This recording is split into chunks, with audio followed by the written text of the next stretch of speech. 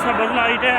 यहाँ पे हज़रत हाजरा अलैहिस्सलाम की सुन्नत है कि वो पानी की तलाश में यहाँ से तेज़ कदमों के साथ दौड़ती थी, तो उन्हीं की सुन्नत जो है ना उसके मुताबिक यहाँ तेज़ कदमों के साथ चलते हैं। इसके लिए सब्ज़ लाइटें लगी हुई हैं निशानी के तौर पे।